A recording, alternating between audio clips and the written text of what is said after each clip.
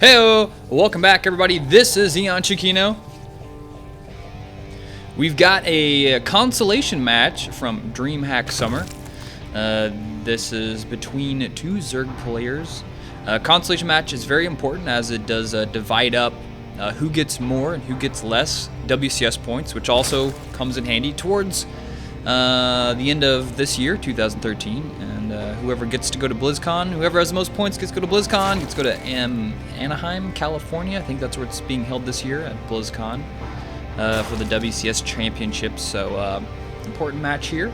Let me go ahead and introduce our players. In the bottom left corner of the map, the guy who's not making anything right now, but he's about ready to make a 10 pool. It's going to be Star Tales of Life.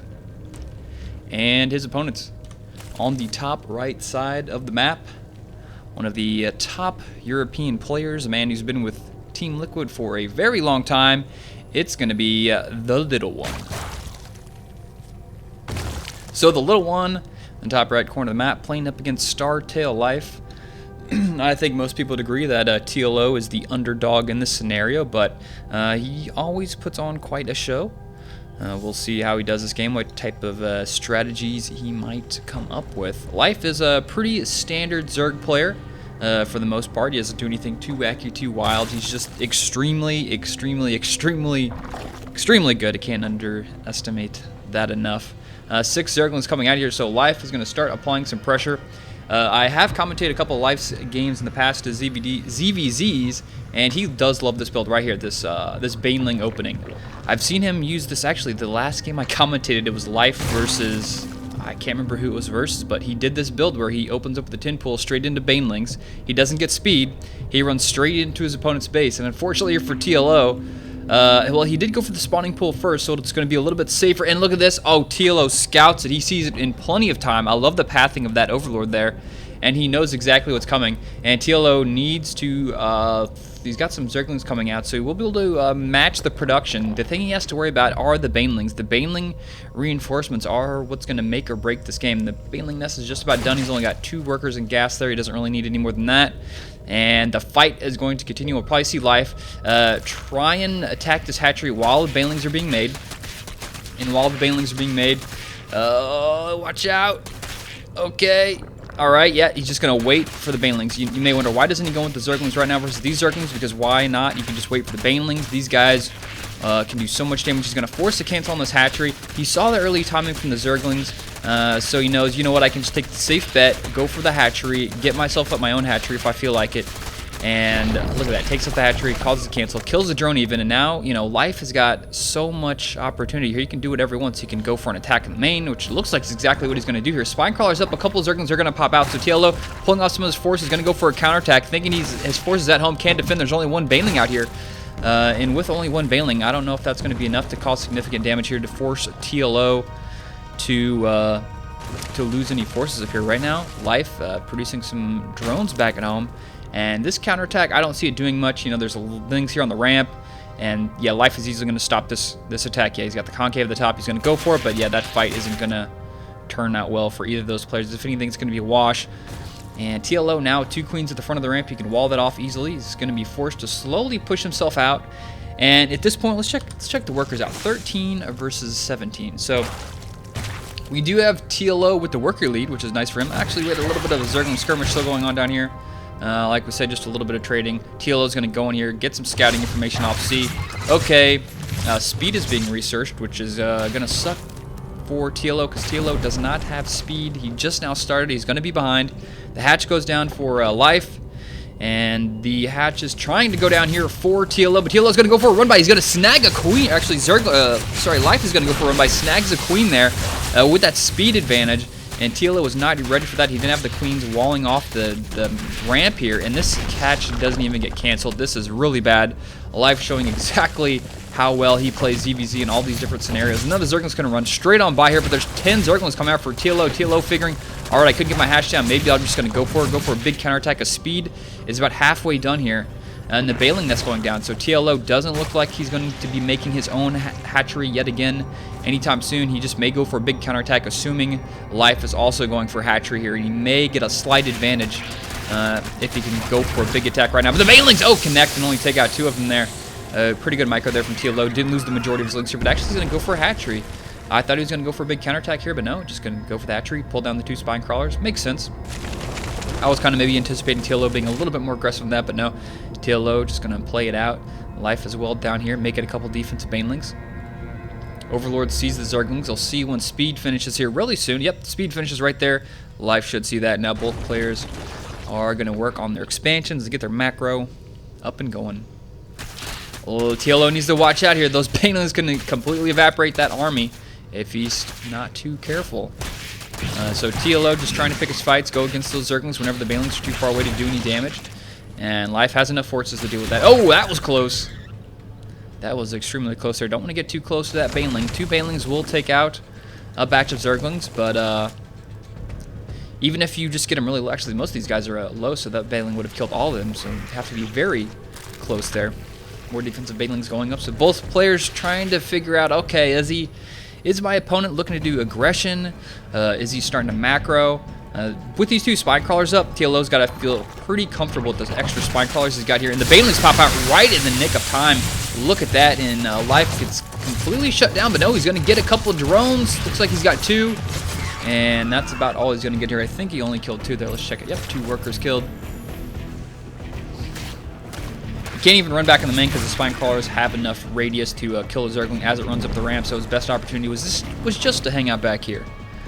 2 evolution chambers going down for TLO. Hasn't yet teched to hatchery. Both players are still working their way up. Zergling still being slowly sent across the map. Just a couple here and there, just trying to get a gauge on what their opponent's going for. Both players, Zerglings are right. The red Zerglings going up the right side. The blue Zerglings going down the left side of the map. We're gonna have a little bit of trade. 2 banelings do not want to attack those Zerglings, and look at that. TLO gets a nice scout in the main here. Doesn't see much of anything. Sees the second gas though. Sees the double evolution chambers. Nice splitter from TLO. Look at that. The good connects there, nonetheless. And this little scouting party from TLO will get taken out. And now this early game that was a lot of aggression back and forth has slowly turned into a 2-base versus a 2-base game on either side. We've got the layer going down here for Life, so Life is going to be the first one to venture into the late game tech, but the upgrades there for TLO are higher. He started his upgrades a little bit sooner, and the upgrades are just a tad bit different. TLO going to go for the melee upgrades, while Life is going for the range upgrades, so we'll probably see some Roach Hydra here for Life, and Zergling Mutabane for TLO. 3rd base is up here for TLO. TLO can easily take that base because he's got a lot of pressure forming here. Look at all the banelings in the back. He's trying to break through there, but Life going for a complete wall off with the 3rd evolution chamber, taking no risks whatsoever. And going to go for the bust. He's going to take it. Oh, wow. He gets both of those upgrades are down. And now TLO can just run straight on here. 2 banelings connect. One of them takes out a couple of those Zerglings. And, oh, wow. Look at this. TLO trying to make something work, but if nothing, he took out both of those upgrades that were going on for Life, and Life has to be a little bit disconcerted about losing those upgrades. You know, being behind in a mirror matchup where your opponent has upgrades and you do not, and your opponent has a 3rd base that you do not, is bad news. So TLO has got the... Well, I did say he had the map control, but right now Life pushing out with the roaches. He's going to need a little bit more roaches than this if he wants to push out, because TLO is continually sending units from across the map. And is TLO going to go for another attack? He has those... excuse me, he's got the 1-1 there. So those... oh, wow, it's a lot of Zerglings, but there's so many roaches here. He's got the wall up going once again. And Life really can't push out with this many roaches. I think if he pushes out, we're just going to see a counterattack from TLO. And this isn't that many roaches to begin with. You know, TLO has so many Zerglings, he can make a bunch more Zerglings right now and just get a big surround on all these roaches. So, yeah, I don't think we're going to see yet. Life is going to have to turn around. He can't do anything else. And the game continues. Roach Warren getting that speed upgrade. Queen trying to create a no-fly zone above his base. For TLO, he's going to move those Overlords back. 3rd base going down for Life on the left side. I think TLO is going to go scout this out. Yeah, he's got a guy headed over there right now. He wants to keep an eye on, you know, how many bases do I have? How many bases does my opponent have? And oh no, TLO. Maybe have those Zerglings there in the same control group as that Overlord, or maybe just planning to go over there and take out that 3rd, but Lost a lot of Zerglings there, and Startail Life is getting some really cost-efficient trades. Third base is up for TLO. He's making a lot of drones. Let's check the worker count.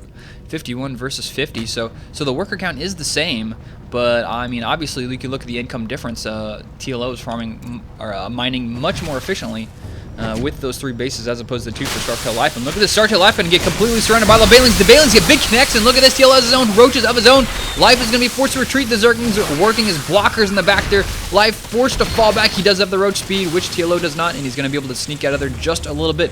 If TLO only had about 20 more Zerglings, I think he could have completely mopped up the rest of the force there from Startail Life.